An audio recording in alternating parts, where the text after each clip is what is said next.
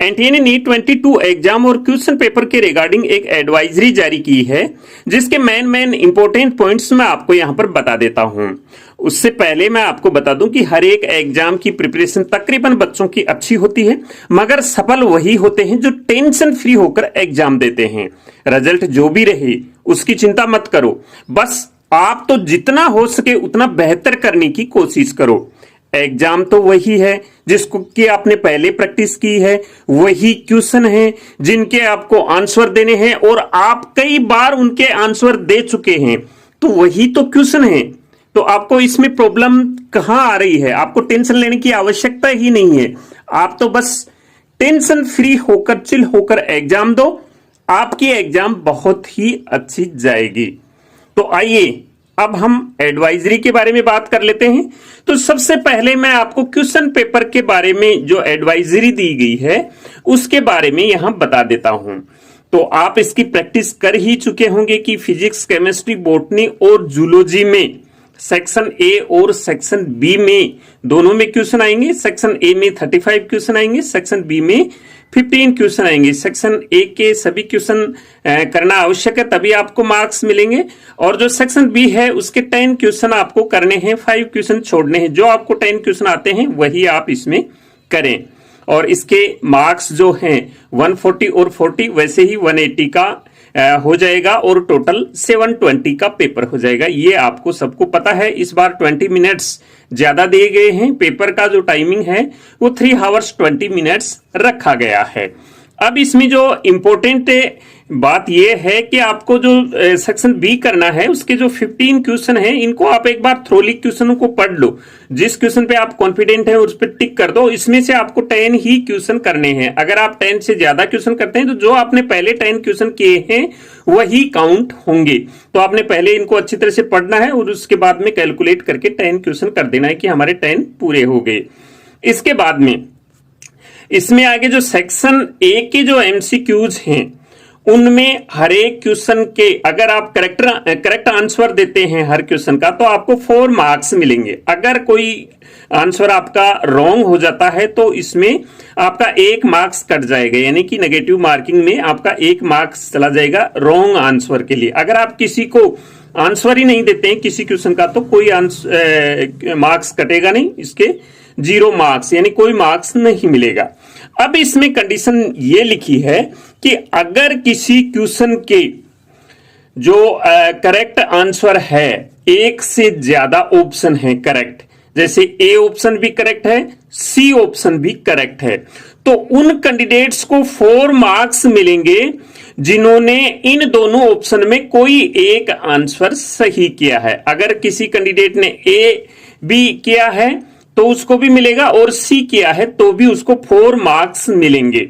ये कंडीशन है एक से ज्यादा ऑप्शन करेक्ट होने पर, यानी कि अगर कोई क्वेश्चन एरर हो जाता है, एनटीए की तरफ से एरर हो जाता है, एक से ज्यादा ऑप्शन होते हैं उसके, तो उसमें 4 मार्क्स उन्हीं को मिलेंगे जो इनकरेक्ट में से जो आंसर देगा।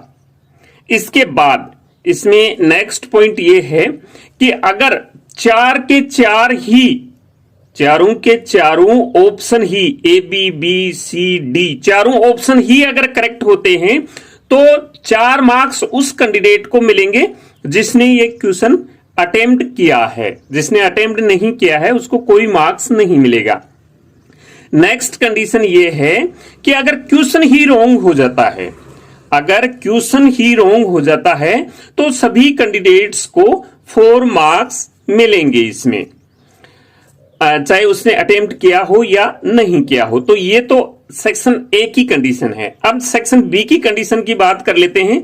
तो बी में मैं पहले ही बता चुका हूं कि आपको 15 में से 10 करने हैं और इसमें नेगेटिव मार्किंग है। तो इसमें जो 3 कंडीशन है, 4 कंडीशन ये तो पहले वाली हैं। अगर आप करेक्ट आंसर देंगे तो 4 मार्क्स मिलेंगे, इनकरेक्ट देंगे तो -1 मार्किंग आपका मार्क्स डिटेक्ट हो जाएगा, और कोई आंसर नहीं देंगे तो उसके नए कोई आंसर आपको मार्क्स मिलेंगे इसमें। नेक्स्ट पॉइंट इसमें भी वही है, अगर ऑप्शन एक से ज्यादा सही है, अगर एक से ज्यादा सही है ऑप्शन तो 4 मार्क्स आपको मिलेंगे। अगर इसमें चारों ऑप्शन सही हैं, अगर चारों ऑप्शन सही हैं तो उन्हीं को मिलेंगे ये आंसर जिन्होंने ये क्वेश्चन अटेम्प्ट किया है।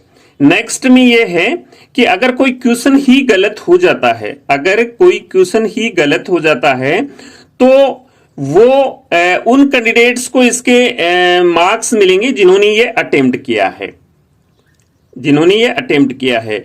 सेक्शन ए में ये दूसरी कंडीशन थी, सेक्शन बी में ये दूसरी कंडीशन है कि जो अटेंड करेगा उसी को मिलेगा, क्योंकि इसमें 15 क्वेश्चन हैं, ऑप्शनल हैं, इसलिए जो क्वेश्चन अटेम्प्ट करेगा इसको उसी को मिलेगा, अदरवाइज ये नहीं मिलेगा। जबकि सेक्शन ए में था कि अगर क्वेश्चन ही गलत हो जाता है तो वो सभी को 4 मार्क्स मिलेंगे, लेकिन बी के अंदर ये है कि अगर क्वेश्चन ही गलत हो गया तो जिस स्टूडेंट ने ये क्वेश्चन अटेम्प्ट किया है उसी को 4 मार्क्स मिलेंगे। तो ये क्वेश्चन के रिलेटेड इन्होंने एडवाइजरी जारी की है। अभी एग्जाम रिलेटेड एडवाइजरी के बारे में हम देख लेते हैं इसमें क्या कहा गया है। तो इसमें कहा गया है कि एडमिट कार्ड पेज नंबर 1 और पेज नंबर 2 एग्जाम हॉल में एंट्री के लेकर जाना जरूरी है। पेज नंबर 1 पर सेंटर डिटेल, सेल्फ डिक्लेरेशन और अंडरटेकिंग है, इसको घर से ही फिल करके लेकर जाना है। इस पर पासपोर्ट साइज का फोटोग्राफ आपको पेस्ट करना है और लेफ्ट थंब लगाना है और पेरेंट्स के सिग्नेचर करवाने हैं। पेज नंबर 2 पर पोस्ट कार्ड साइज का फोटो पेस्ट करना है, ये सब घर से ही करके लेकर जाएं। हो सके तो एडमिट कार्ड की 2 कॉपी प्रिंट करवा लें, एक कॉपी आपको एडमिशन के टाइम में भी काम में आएगी। एडमिट कार्ड पर जो रिपोर्टिंग टाइम लिखा है उस पर पहुंचे, 1:30 पर गेट क्लोज हो जाएगा, उसके बाद एंट्री नहीं दी जाएगी। हो सके तो एग्जाम सेंटर का एक दिन पहले विजिट कर लें। अब इसमें आपको एक ओरिजिनल फोटो आइडेंटिटी लेकर जानी है, तो इसके अंदर गवर्नमेंट द्वारा इश्यू जो भी फोटो आईडी है वो आप लेके जा सकते हैं। इसमें PAN card, driving licence, voter ID, 12th board का एडमिट कार्ड या registration card, passport, Aadhaar card जिसमें फोटो लगा हो, e Aadhaar, ration card, Aadhaar enrolment number जिसमें फोटो लगा हो, या फिर इसके अलावा गवर्नमेंट द्वारा इश्यू की हुई और भी आईडी हो सकती है। अब ये जो आईडी है ये आपको ओरिजिनली लेके जानी है, अटेस्टेड और स्कैन्ड कॉपी नहीं चलेगी। मोबाइल में भी लेकर जाएंगे तो ये वैलिड नहीं होगा आईडी प्रूफ। जो ओमार सीट है ओरिजिनल और ऑफिस कॉपी 2 कॉपी वहां मिलेगी, वो आपको वहीं इनविजिलेटर को हैंडओवर करनी है। आप अपने साथ सिर्फ टेस्ट बुकलेट लेकर आएंगे एग्जाम फिनिश होने के बाद।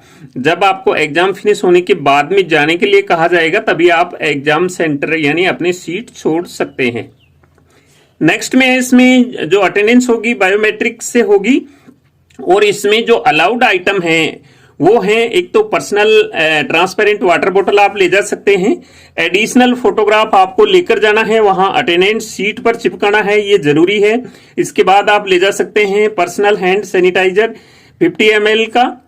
इसके बाद आप ले जा सकते हैं एडमिट कार्ड में जो सेल्फ डिक्लेरेशन है वो आपको लेकर ही जाना है, जिसपे पेज नंबर 2 पर post card size passport size का फोटो है और पेज नंबर 1 पर पासपोर्ट साइज का और पेज नंबर 2 पर पोस्ट कार्ड साइज का फोटो आपको चिपका कर लेकर जाना है इसमें।